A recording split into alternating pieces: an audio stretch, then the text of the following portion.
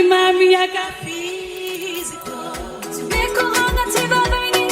anakotekila ko kasifatieni maitana sipe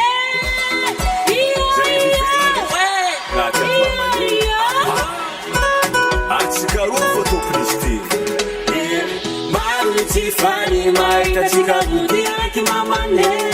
mai sasi mai tia sana lora kana zenye sasa ni fona na chimaneva ni ngomalimu na majenga fayeva nefa chenjaria kila noza meva saidina za ya dama no ieva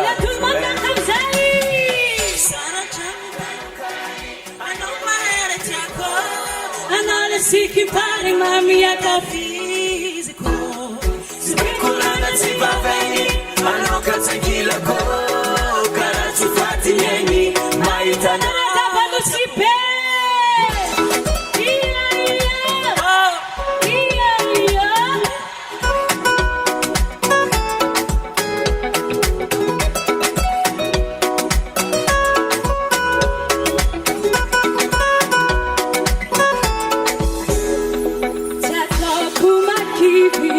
Atau kesal je,